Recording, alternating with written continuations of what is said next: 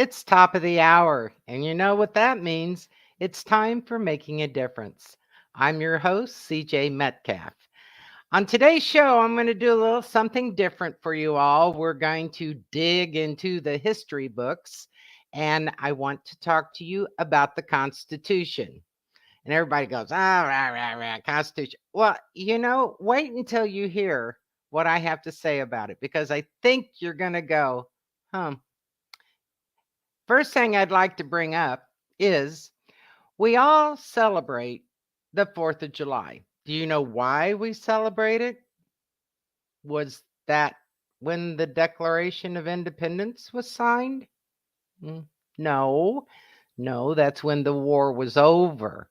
The actual Declaration of Independence wasn't signed until August 2nd of 1776. Just a little bit of tidbit information for you. But Constitution Week is coming up. It is celebrated each year in September. And September 17th is the date that the Constitution was signed. And Congress passed this um, event so that Constitution Week would be September 17th through the 23rd of each year. How many people on September 17th celebrate it? It's just another day. Most people don't even know what day it is, but yet they know about the 4th of July. So, you got to kind of think about what's important there. Yeah, the Revolutionary War, that was important for us to win that war, but the government, the foundation that this country was built on and that we continue to live by to this day, hundreds of years later, all encompasses September 17th. It is a holiday, but do we celebrate it? No, most people just let it go by. Let's throw this at you. What day is Citizenship Day? Did you know that existed? I do because I go to the naturalization ceremonies. What day is I Am an American Day? Was there such a day? Yes, there is. It's all on the same day the Constitution was signed. Citizenship Day, American Day, and the Constitution all occur on September 17th. So now you know something. Hopefully you didn't know before. The The Constitution contains 4,543 words on 4 pages, with the addition of 27 amendments for a total of 7,591 words. It's a lot of words to run a big country. The Constitution is so celebrated. How many of you know what Thanksgiving, the origins of Thanksgiving, yes, that holiday in November? Thanksgiving was the first national Thanksgiving was established largely to thank God for the new Constitution. True story, gang. That's the truth. So this coming up here in September is Constitution Week and the signing of the Constitution on September 17th. There's going to be some things going on. As many of you know, I'm a member of Daughters of the American Revolution, and thus the founding of our organization was with the Revolutionary War. We are patriots, and we will be doing displays in a couple of schools here in Charlotte County, the Port Charlotte High School and Neil Armstrong Elementary. We're going to have displays in those schools with information that the students can pick up and learn from. And I'm going to show you, there's a lot of things that we will have available. Also, there'll be a display at the Military Heritage Museum all that week as well. And you are welcome if you have students that go to either one of those schools, or if you want to come to the Military Heritage Museum, you can pick this literature up. It's free, valuable, and you might gain something out of it. You never know. But do you know your rights? This is one. I'm going to show you a few of the brochures that we'll have on these displays. I love this one because I have a sister who is deaf. So the sign language and the Pledge of Allegiance. We've got Patrick Henry's speech of "Give me freedom or give me death." We've got information on that. These were all important people that were part of the Constitution and part of our foundation and our country. I'm just going to hold this literature up a little bit at a time. This is um, the George Mason and the Bill of Rights, his speech, the American Creed. There's a lot to this. The story of the Pledge of Allegiance. I thought that was kind of interesting. That's a good one. The Star Spangled Banner and the words to it. You know, it's kind of like Old Lang Syne. People can get through the first verse, but when it gets to the second one, they mouth it like, I don't know what that is. Here is the information on the Declaration of Independence. And of course, this booklet is my favorite. It's the United States Flag Code. And I've done shows on the flag code before. The flag code is a guide. It's not an actual law, but if someone gets real itchy, they can enforce it. There's been several stories of uh, homeowners in apartments and things like that. I'm sorry, apartment renters that have put flags and things like that in their window, and it's caused controversy. And so there's a lot to deal with there. But this flag code will tell you all about the do's and the don'ts with the flag, including, this is my favorite, do not wear the American flag as an article of clothing. Now, if you look what I have on here, this is an artist rendition. It is not an exact image of the flag. And this is so funny that I'm doing this, but like on the flag code book, this is an image of the flag. Everybody recognizes it as an image of the flag. Well, technically, they really don't want you printing it on paper like this, because when someone is done with that, what do? They throw it in the trash. And there is an image of our flag in the trash. So that is the thought process behind the flag code, is giving full respect to the flag. Don't deface it. Don't put your image in front of the flag. Um, you know, respect it, let it wave freely, so because so much blood has been shed that that flag can wave freely. Some of the booklets that you can pick up is the U.S. Constitution. This one is some fun facts about it. And then there's another booklet that will have about the Constitution. And this will all be free for the students. And at the Military Heritage Museum, you can go in and pick them up. There'll be some members of DAR at a table there, and they'll be able to give them to you or answer any questions that you may have. By the way, did you know that like 2/3 of all Americans are descendants of Revolutionary War soldiers? I always found that kind of interesting. So um, stop by, pick some of those up, because as I said, it's free, and it's actually our duty as citizens to know the information that they contain. Let's talk about the preamble to the United States Constitution. What is the preamble? What's it about?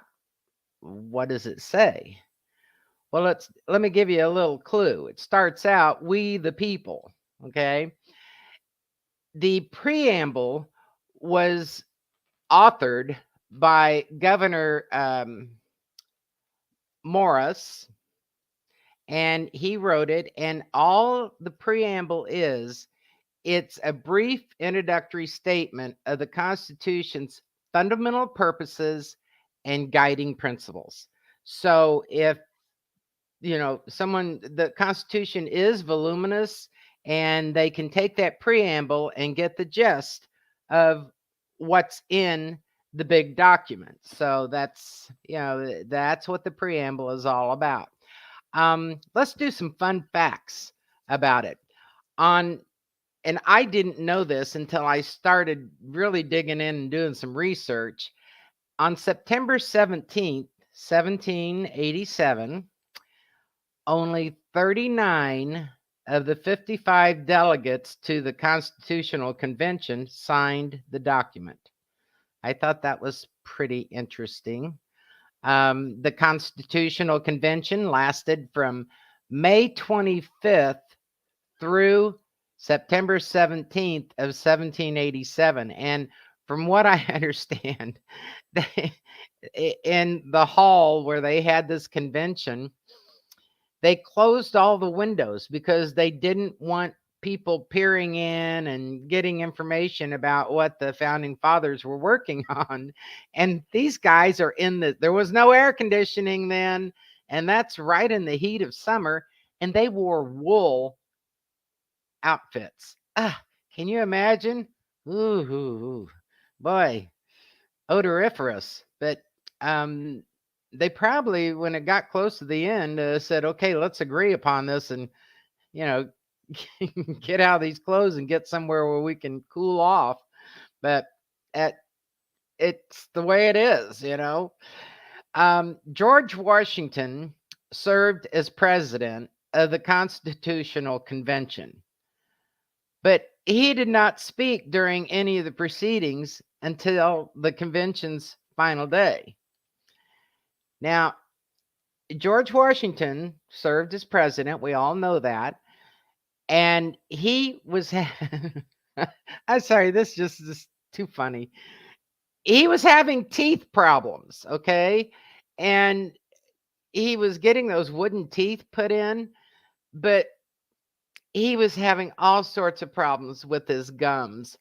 And so his mouth was sore. And that's why he didn't have much to say when they were writing the Constitution. And it was so bad with George's teeth that he used to take, when he would sit for a portrait, so surly, he would take cotton balls and shove them in his cheeks to fill his cheeks out because they had caved in. So, there was George. Any pictures you see, no doubt he's got cotton balls stuffed in his cheek.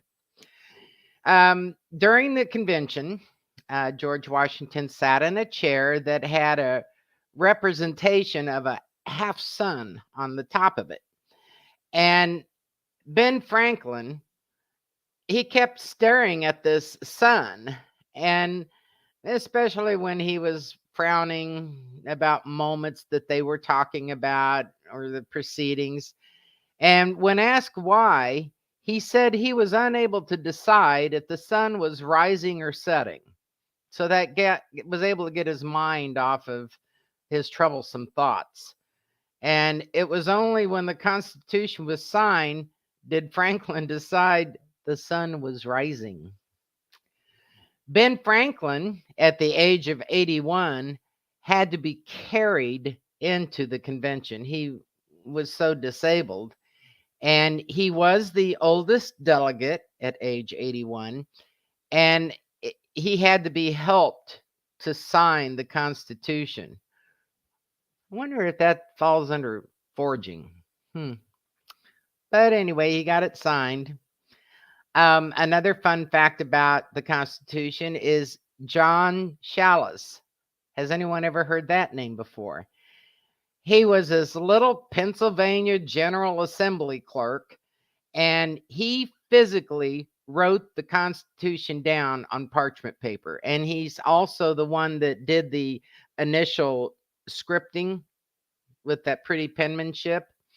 And the convention paid him $30 for his services. And that's equivalent to about $800 today. So, I mean, he kept going for the inkwell.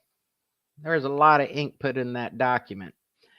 Rhode Island was the only state that refused to send delegates to the Constitutional Convention and was the last state to ratify the Constitution, which they didn't do until May 29th of 1790, I believe. One of the Constitutional Convention's debates was the title of the nation's chief executive. What do you call the chief executive of the United States? One possible idea that they did consider his, I gotta read this word for word.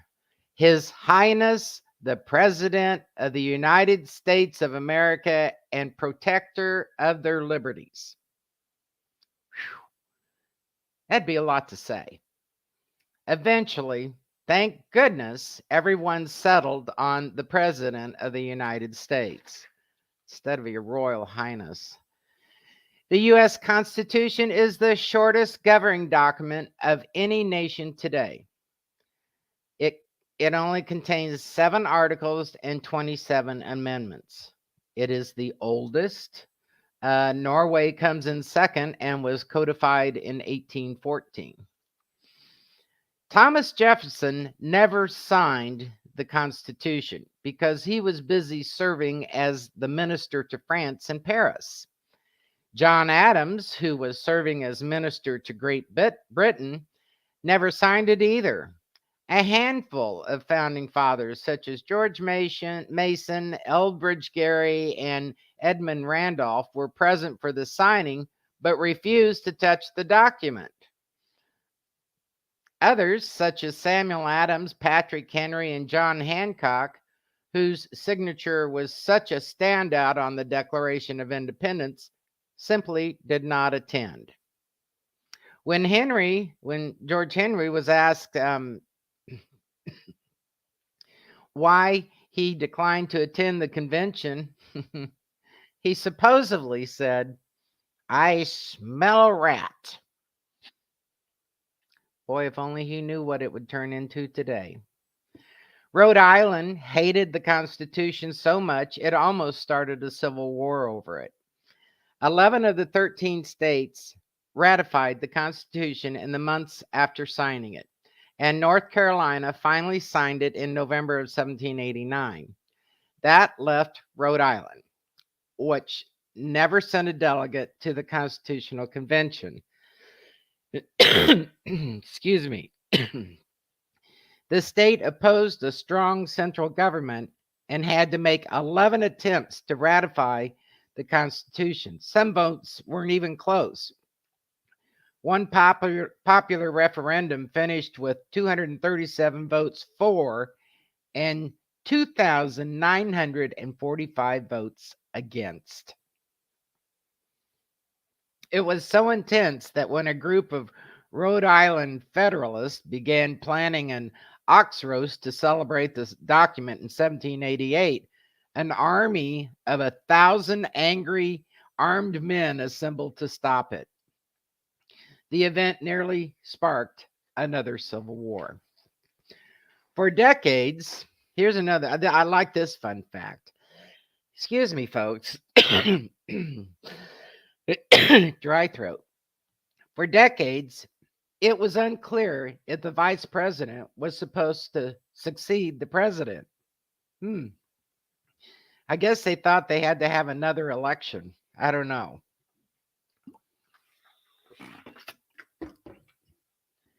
The 25th Amendment has been invoked 3-ish kind of times,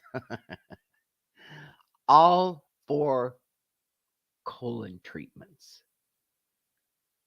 Yep, I said that. President George W. Bush invoked the amendment twice. let me read what it says. Section 3 of the 25th Amendment allows the president to hand over power to the vice president if he feels unable to discharge the powers and duties of his office. Okay, so that has been done 3 times. Well, George Bush invoked it twice, making Dick Cheney acting president while he was undergoing colonoscopies. The prep must have really frightened him. I mean, he probably, after doing the prep, thought he was going to die. I can relate to that. So he did it twice.